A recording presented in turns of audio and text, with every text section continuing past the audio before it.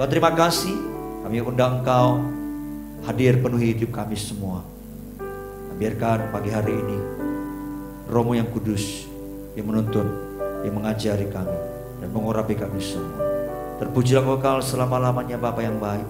Di dalam nama-Mu yang kudus, di dalam nama Tuhan Yesus kami bersyukur dan kami berdoa. Haleluya, amin. Ya, shalom Bapak Ibu Saudara sekalian di rumah. Ya, tadi sempat ada gangguan sinyal saudara ya, wifi kita ada gangguan. Ya, puji Tuhan sudah teratasi dengan baik. Nah, saya mau ngajak kita buka kembali firman Tuhan Yohanes pasal yang ke-4 ayat 13 dan 14. Hampir seminggu ini saya mengajari saudara tentang sumur kehidupan, bahwa setiap kita yang percaya kepada Yesus, dari dalam kita ada sumber mata air yang terus meluap keluar saudara. Ya, kita sudah belajar bahwa ada sumur kemurahan, ya, ada sumur yang kekuatan cinta, ya, ada sumur yang memelihara generasi ya berikutnya. Bahkan kemarin saya sampaikan juga ada sumur apa lagi ya? Ya, ada beberapa sumur saudara ya. Nah, hari ini saya mau akhiri tentang sumur ini saudara, tapi saya mau tegaskan buat saudara ya, supaya saudara bisa memahami dengan baik. Nah, saya akan bacakan buat saudara Yohanes pasal keempat ayat 13 ya. Jawab Yesus kepadanya, barang siapa minum air ini ia akan haus lagi, tapi barang siapa minum air yang kuberikan kepadanya ia tidak akan haus untuk selama-lamanya. Sebaliknya air yang akan kuberikan kepadanya akan menjadi mata air di dalam dirinya yang terus-menerus memancar sampai kepada hidup yang kekal saudara. Nah saudara, kalau saudara perhatikan baik-baik ya, ini kisah tentang seorang wanita Samaria yang notabene dia adalah seorang PSK yang dianggap sampah masyarakat atau buangan saudara ya. Nah, karena wanita ini sudah hidupnya menjadi seorang wanita yang suka kawin cerai seperti itu. Nah, ketika dia berjumpa dengan Yesus saudara, maka ada sebuah perubahan yang luar biasa terjadi dalam kehidupannya saudara ya. Nah, karena saya percaya kalau orang bertemu dengan Yesus, bertemu dengan Tuhan ya, dan dia mau menerima apa yang Tuhan sediakan bagi kehidupannya saudara, maka kehidupan orang itu pasti akan mengalami perubahan saudara. Sama seperti wanita Samaria ini saudara ya. Kalau saudara baca ya, sampai akhir hidupnya ternyata dia dipakai Tuhan begitu luar biasa ya, sehingga satu kampung, masyarakatnya, penduduk kampungnya saudara, bisa dibawa kepada Yesus saudara. Ini yang luar biasa dalam sekejap loh saudara. Bahkan mungkin nggak sampai satu hari, karena ketika dia bertemu dengan Yesus, kemudian Yesus memberikan dia sumber kehidupan itu mengalir keluar, lalu kemudian dia pulang, dia menceritakan, lalu kemudian dia membawa orang satu kampungnya kepada Yesus saudara. Luar biasa ya, dalam seketika dia berubah saudara. Nah saudara perhatikan baik, Yesus berkata ya kepada perempuan ini, kalau kamu minum air yang kuberikan, maka di dalam dirimu akan ada sumur atau mata air yang tidak pernah kering. Sebaliknya, dia kata gini, kalau kamu minum apa yang ditawarkan oleh dunia, dan kalau kamu menikmatinya, meminumnya, maka kamu akan haus lagi saudara. Itu yang Yesus sampaikan. Saya berikan analoginya, contohnya saudara. Ya, kita tahu kalau semua kita kadang butuh liburan, betul ya, liburan. Kadang sudah jenuh, sudah bosan, ya apalagi sudah lama nggak ada liburan gitu kan. Ya, nah begitu kita liburan, ya mungkin nanti kalau COVID ini sudah vaksinnya sudah jalan, mungkin kita sudah nggak takut kemana-mana, kita liburan. Sudah tahu, begitu habis pulang liburan, kita bukannya dipuaskan, merasa haus lagi, betul nggak? Kita kepingin liburan lagi, betul kan saudara? Iya. Semua kita pasti mengalami seperti itu. Karena itu ini tidak bisa dipuaskan. Hidup kita nggak bisa dipuaskan oleh apapun saudara. Kalau kepuasan yang bisa kita dapatkan dari dunia itu hanya sementara. Nanti akan menciptakan kehausan yang baru lagi, saudara. Terus menerus seperti itu. Hidup kita hanya bisa dipuaskan oleh Tuhan sendiri. Sebab itu ada seorang yang menyatakan bahwa di dalam diri manusia, di dalam hati khususnya, ada sebuah rongga atau tempat yang kosong, yang memang tidak bisa diisi oleh apapun dari dunia ini. Hanya Tuhan yang bisa mengisinya. Hanya Tuhan yang bisa memenuhinya. Kalau bukan Tuhan yang mengisinya atau memenuhinya, maka tempat itu akan terjadi kekosongan kembali, saudara. Sebab tidak ada satupun apapun yang dari dunia ini yang bisa menempati tempat itu. Hanya Tuhan. Ya, karena itu ada rongga kekosongan dalam kehidupan manusia yang hanya Tuhan sendiri yang bisa mengisinya, saudara.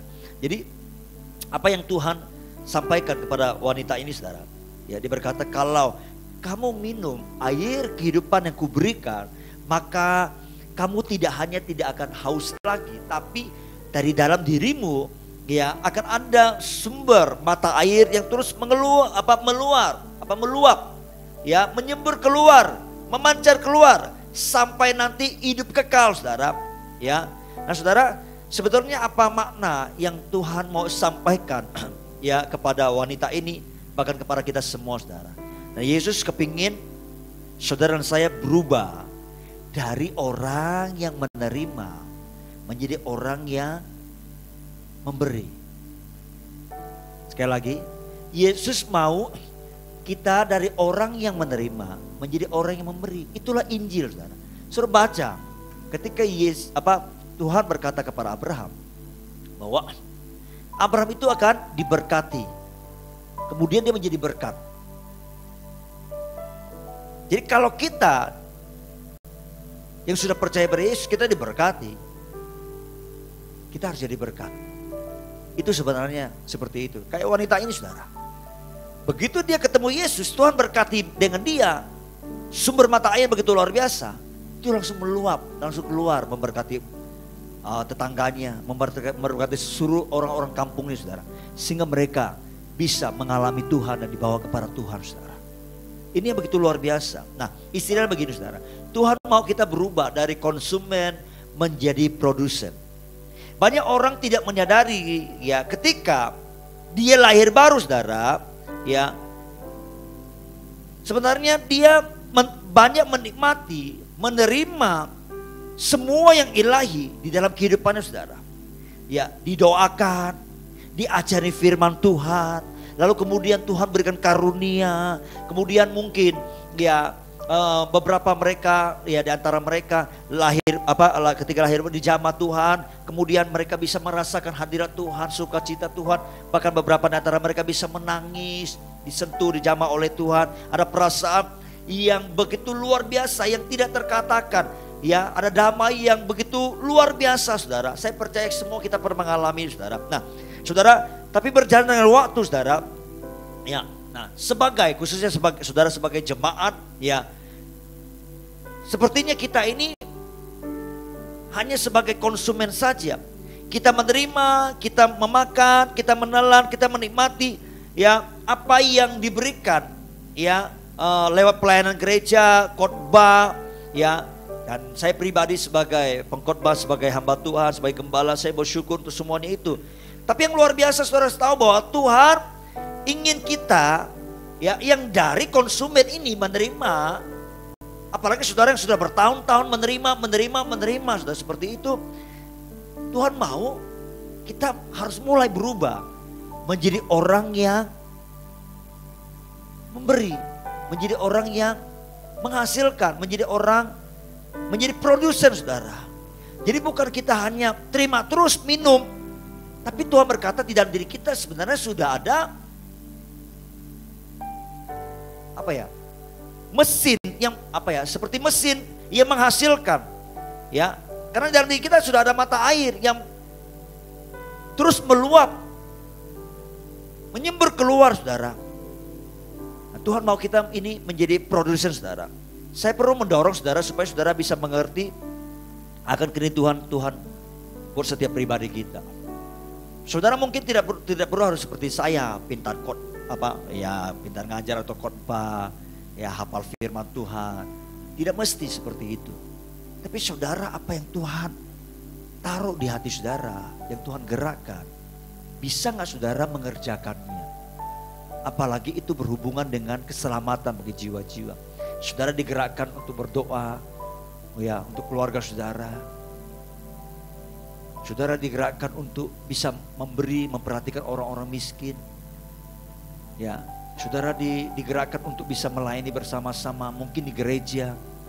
Ya, ingat, melayani itu tidak mesti harus di atas panggung mimbar. Tapi apapun yang bisa kita lakukan, itulah sebagai tanda kita ini sudah mulai menghasilkan, saudara. Ya, nah saudara, kita perlu belajar memiliki mentalitas produsen, saudara. Ya, saudara tahu seperti apa orang-orang bangsa negara Cina, saudara.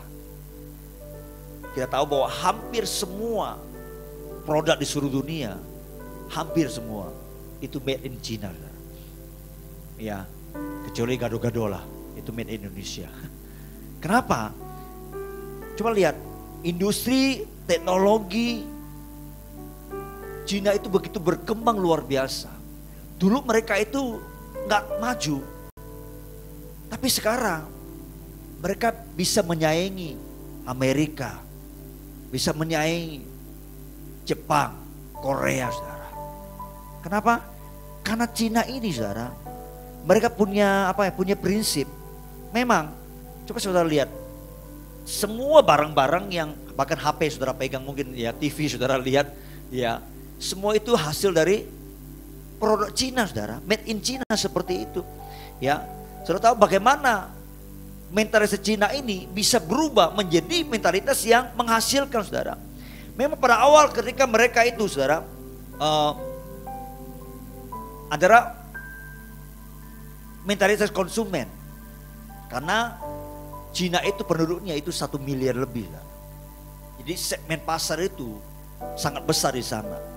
Ya, nah, karena itu, saudara, mereka banyak menghabiskan kehidupan mereka hanya untuk membeli, menjadi konsumen. Ya, dan itu membuat mereka mungkin mereview, khususnya pemerintahan negara, saudara. Dan akhirnya apa terjadi? Mereka berubah dari mentalitas konsumen menjadi mentalitas produsen, saudara. Ya. Nah, kenapa saudara tahu sekarang barang-barang Cina itu murah-murah, saudara? Banyak pabrik dibangun di sana, banyak industri dibangun di sana, saudara, seperti itu. Karena awalnya begini, mereka itu kalau ambil sesuatu, beli sesuatu, mereka peletelin satu-satu, saudara. Dari yang kecil sampai yang besar, mereka pelajari. Ini pasaran gimana, ini teknologinya seperti apa. Mereka pelajari semuanya, saudara, seperti itu. Tanda petik, mereka itu sepertinya jiplak.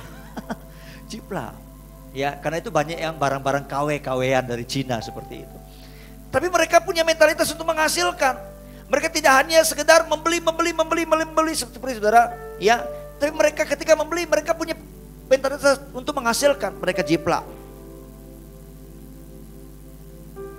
Seperti kita, saudara, Indonesia. Ya. Kita kurangnya di sini. Kita hanya kepingin apa ya, saudara, ya? Menghabiskan semua sumber daya yang ada. Ya. Tapi Tuhan mau mulai hari ini kita berpikir seperti orang-orang Cina. Mulai menghasilkan, mulai memproduksi, saudara. Ya, di dalam kehidupan kita, apapun itu bentuknya, saudara. Saya berdoa, saudara dan saya, ya, apalagi kalau kita ada dalam Tuhan, saya percaya kita akan menjadi orang-orang yang bisa menghasilkan. Ya, kita tidak hanya sekedar menerima, saudara, tapi kita bisa menghasilkan sesuatu. Ya, nah itulah yang menjadi tujuan Tuhan dalam kehidupan saudara dan saya. Terakhir saya mau buka bagi saudara Efesus pasal yang ke-2. ayat yang ke 8 mulai saudara. Firman Tuhan berkata begini. Sebab karena kasih karunia kamu diselamatkan oleh iman, itu bukan hasil usahamu, tetapi pemberian Allah. Itu bukan hasil pekerjaanmu. Jangan ada orang yang membanggakan diri, karena kita ini buatan Allah, diciptakan dalam Kristus Yesus untuk melakukan pekerjaan baik yang dipersiapkan Allah sebelumnya. Ia mau supaya kita hidup di dalamnya. Ternyata begini saudara, kalau kita perhatikan ayat ini saudara, ya,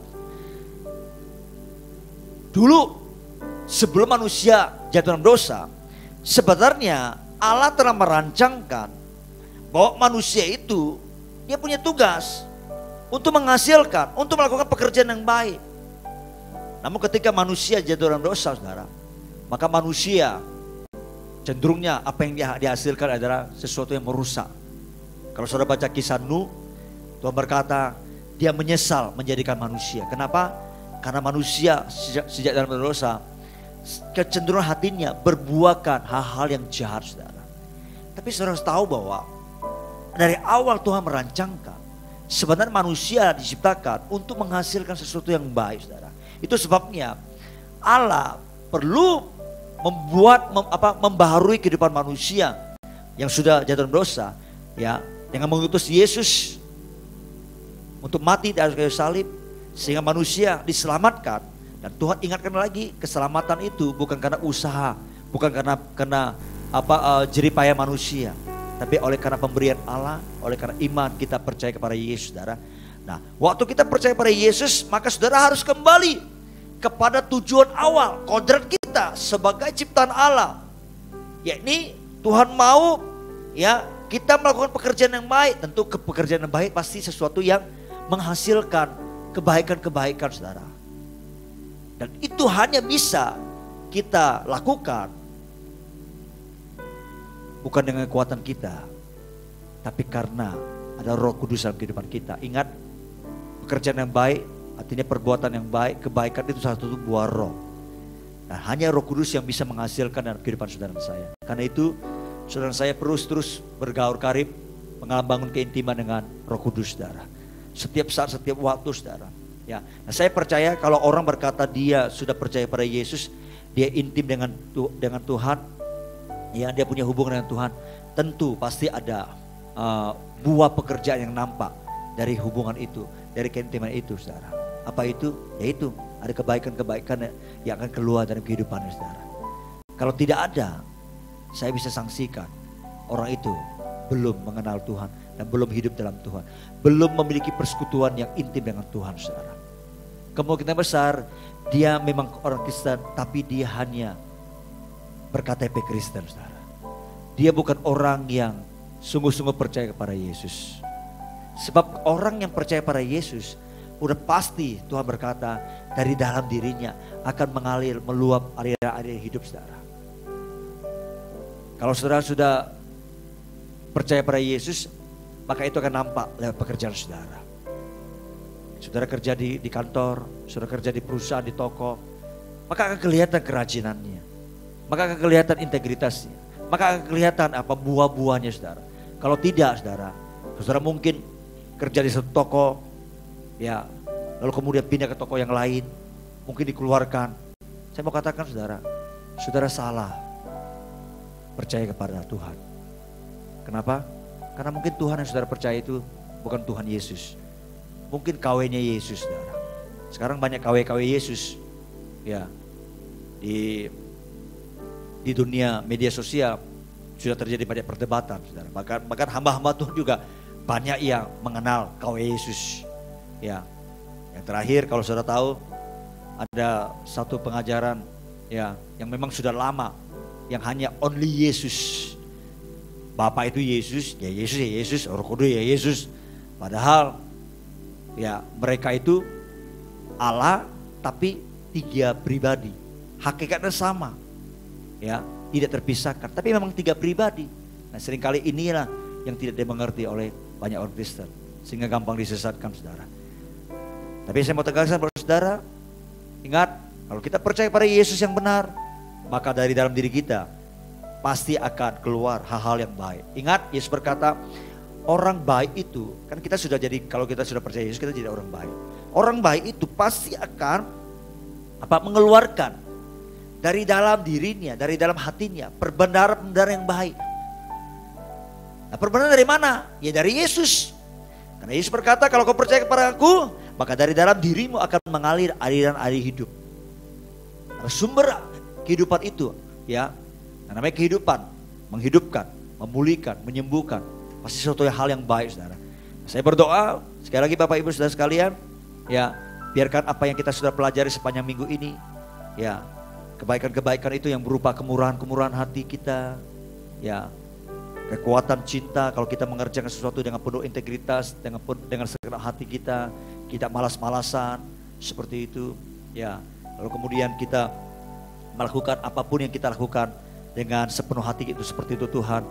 Nah, firman Tuhan berkata, kita sedang menghidupi apa yang Tuhan mau, saudara. Ya.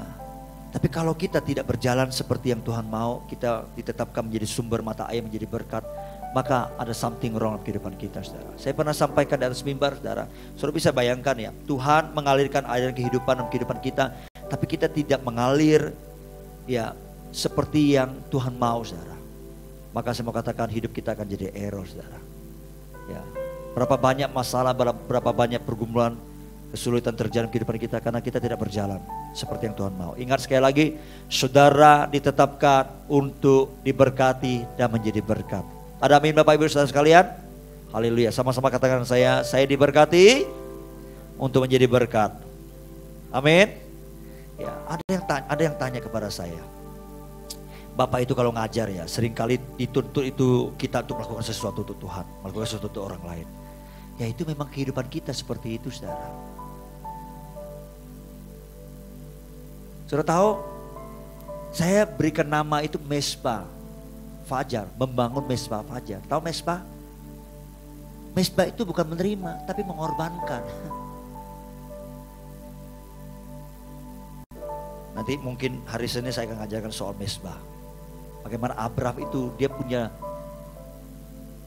dua kehidupan yang paling melekat. Bangun mesbah dan bangun tenda. Tenda itu untuk dirinya, untuk dia berteduh, tapi itu gak seberapa. Tapi yang sering kali dia bangun adalah mesbah. Kita tahu Abraham itu nomaden, saudara. Nomaden itu berpindah-pindah. Ya. Dan memang saudara saya kalau dikatakan kita ini dalam Kristus kita ada keturunan Abraham yang diberkati. Maka kita harus mengikuti jejak leluhur kita, Abraham. Kita mesti seperti Abraham, dipanggil, diberkati, dan menjadi berkat. Mungkin kita tidak selevel Abraham, menjadi berkat bagi seluruh bangsa. Semua bangsa di dunia akan menjadi berkat. Cukuplah kita menjadi berkat bagi keluarga, bagi orang sekeliling kita, bagi pekerjaan, bagi bos, bagi anak buah, bagi dimanapun tempat kita berada, saudara. Cukuplah seperti itu.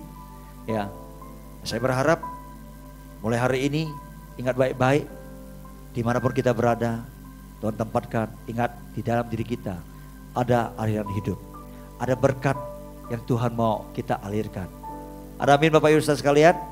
Ya, saya ucapkan selamat menjadi berkat saudara. Nah, saya percaya kalau saudara hidup seperti itu, maka akan ada banyak orang bisa diberkati lewat kehidupan saudara. Ada amin?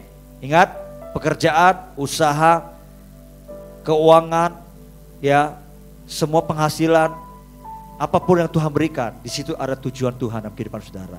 Lewat semua itu Tuhan mau dipakai menjadi berkat bagi banyak orang, saudara. Haleluya, Tuhan berkati.